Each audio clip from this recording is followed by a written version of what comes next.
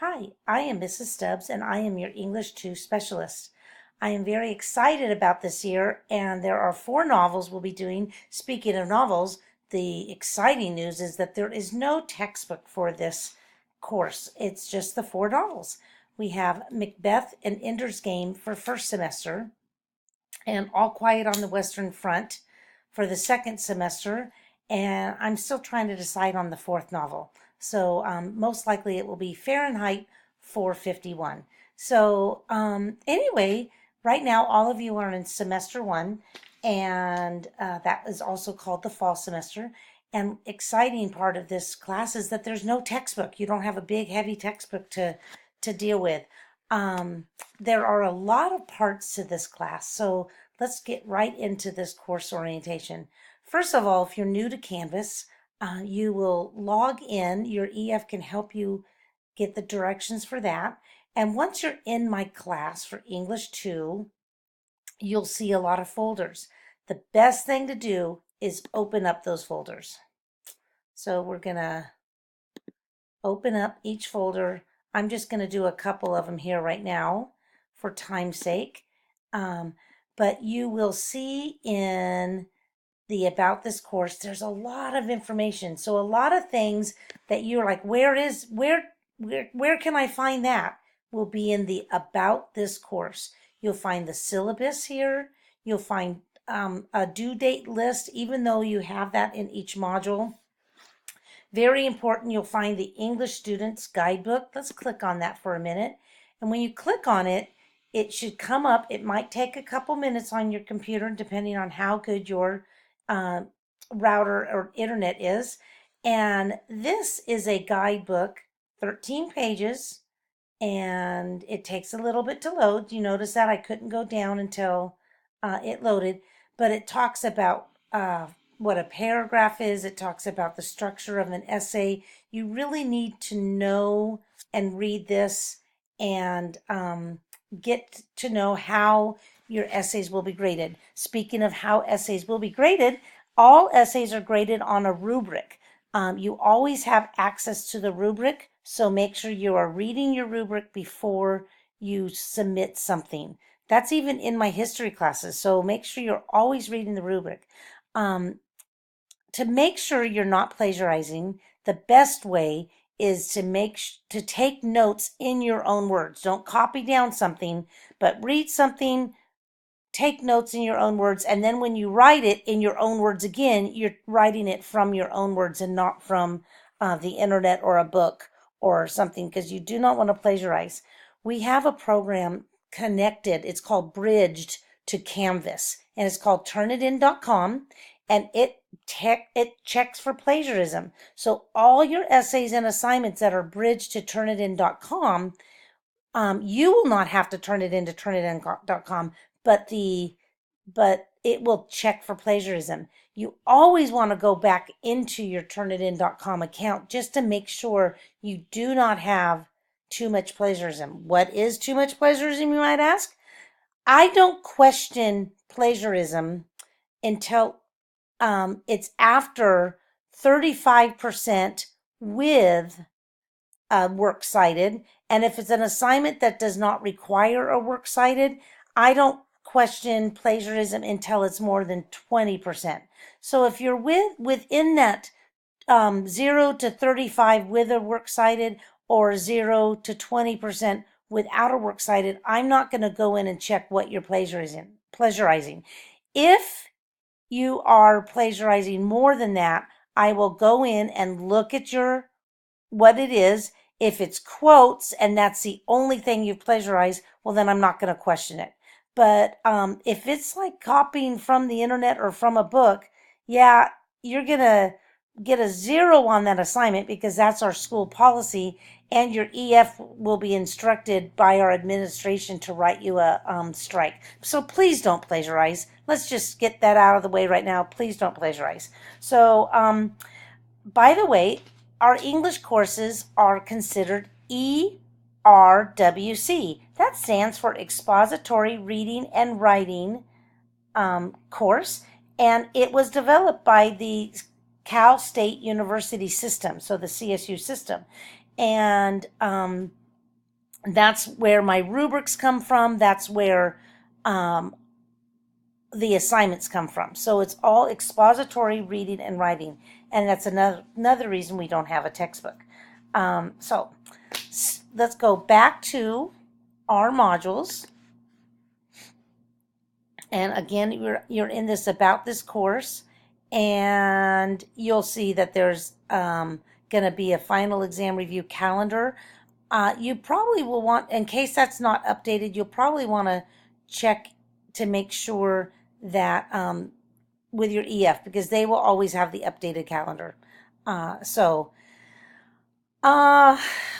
In Module 1, you will see that there's Week 1 assignments. Now, if you were with us last year, you received online or through your EF or both an AWR. We are no longer using the AWRs or those big packets. So each week, week's assignments will be unlocked, and they will unlock 2 weeks in advance. So obviously we can't unlock week 1 until the first day of school. So on the first day of school, you'll see that assignments week 1 and week 2 are open, but week 3 will not open until the end of week 1, but that gives you 2 weeks in advance.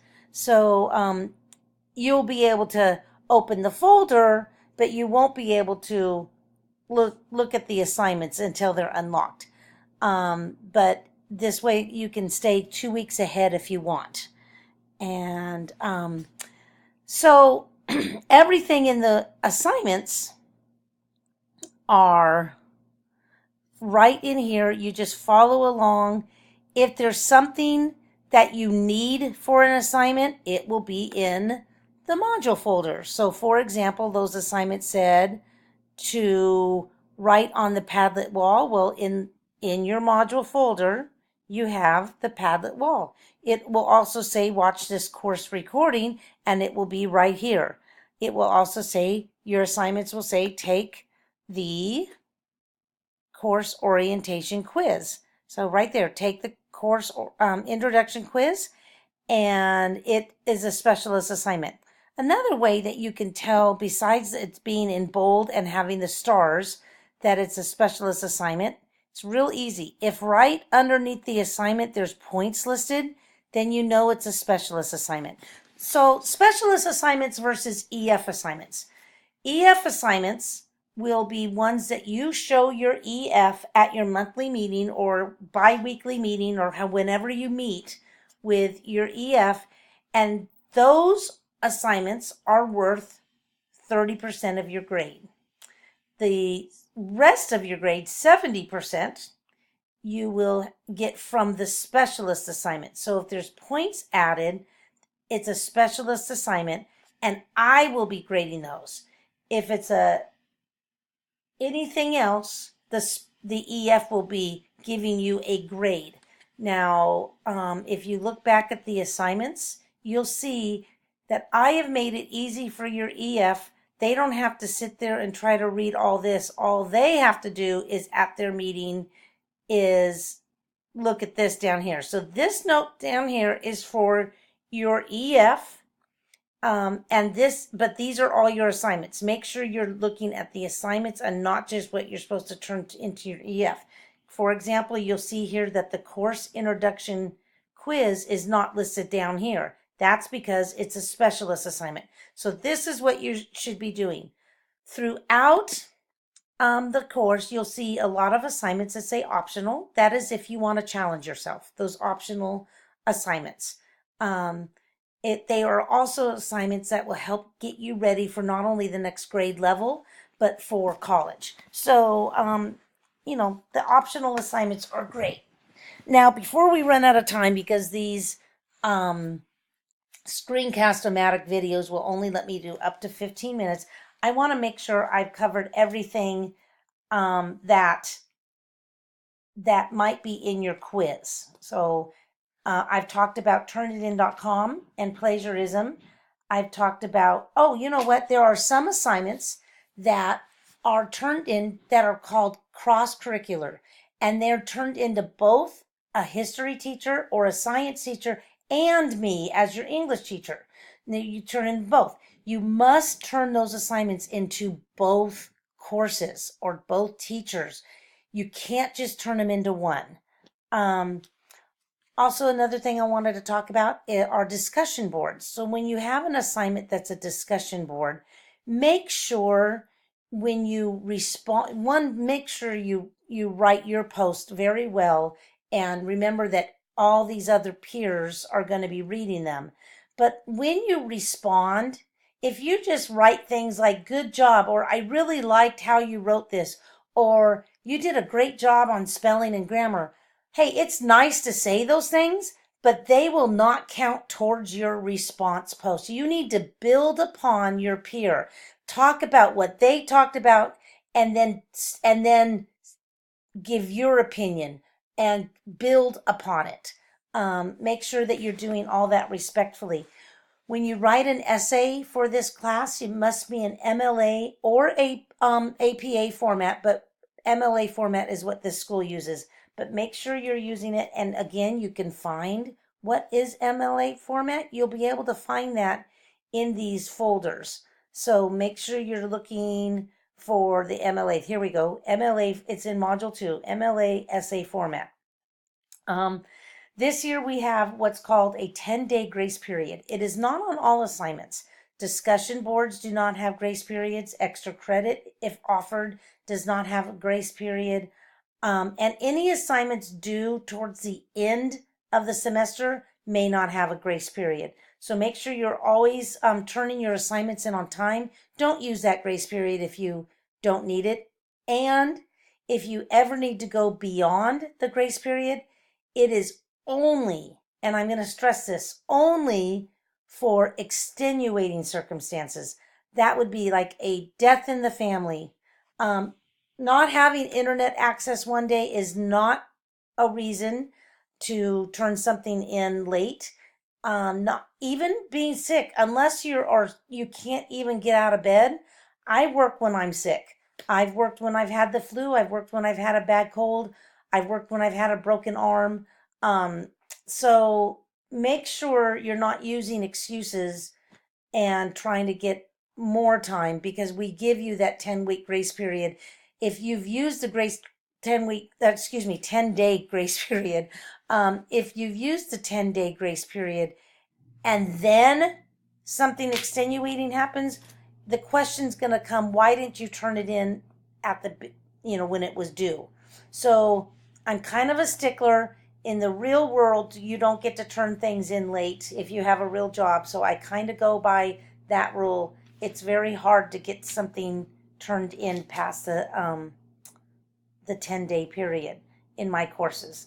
So if you want to contact me, the best way is through email, and always, always, always include your name and course number code. For example, this one is 1285A. So make sure you're always using those course codes. And the last thing I want to talk to you about is the first novel, or actually play in this case, that you will be doing starting in Module 3 is Macbeth. And Julian has purchased a program called Shakespeare in Bits that is absolutely wonderful, that will put Shakespeare on the left side of the screen in a cartoon form, and on the right side of the screen has the play written, so you could read it and watch the play at the same time. And also you can click on words that are, for example, the word air, E-R-E. It will be highlighted. If you click on it, it changes it to a more familiar word, like the word before, so you can understand Shakespeare better. I try to give you lots and lots of help on both all the essay, the novel tests, like the final for Macbeth and the final for Ender's Game. So make sure you're really, really studying those study guides before you go take the exam, and you should do very well. Make sure you're reading the play, and again, if it's Macbeth, make sure you're watching it on that Shakespeare in Bits. You won't regret it, unless you just happen to be an expert at Shakespeare. Bye for now, and good luck.